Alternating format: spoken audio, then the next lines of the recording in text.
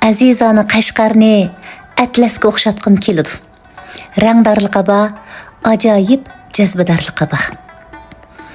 Azizani Qashqarni yana ustidan qarasam, haqsiz muzeyga o'xshatqim kelib ketadi.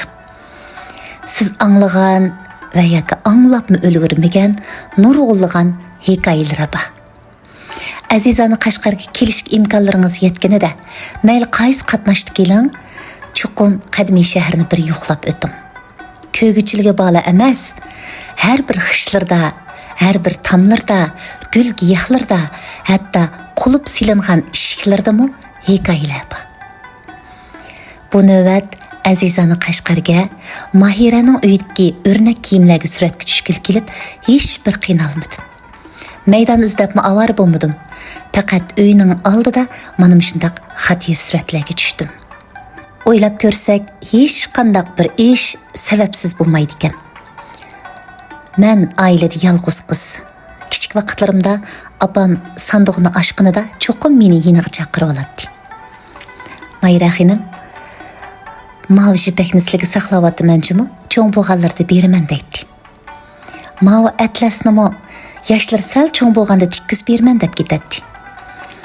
Opamning rangarang raxlariga qarab, nafsim taqildab, ko'zimga issiq ko'ringan bir rasm tanlab, "Opa, mana hozir kiysam bo'lamdi" desam, "Oldirmislar xonim, vaqti bor" deb sap qo'yadi.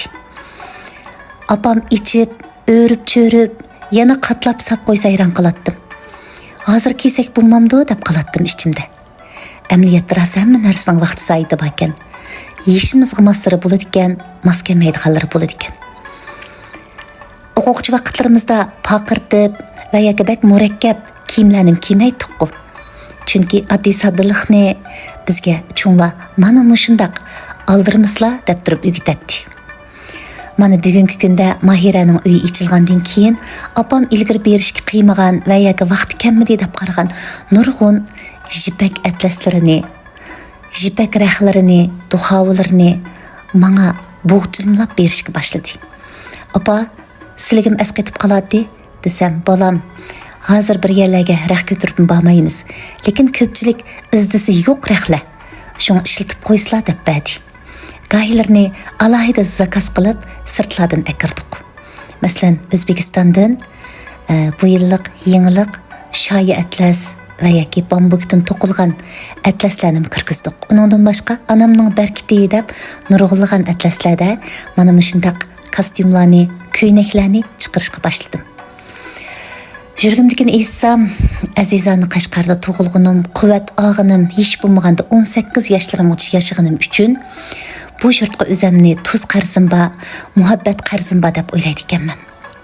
Dadamning hayotining oxirida Qashqarni ko'p tilga elishlardan Qashqarga qaytadan berib dadamning izini o'chirmaslik majburiyatim bor ekanligini o'zimga ham yolg'iz inimga davomli askartib turman.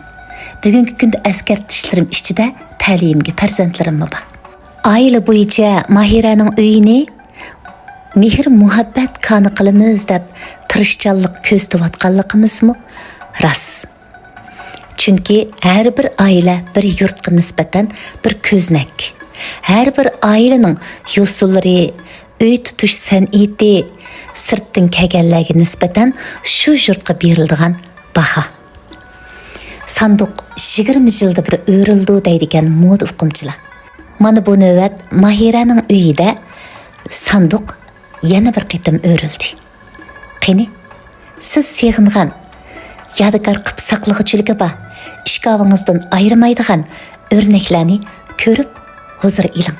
Imkonlaringiz yetganida Mahiraning uyiga keling.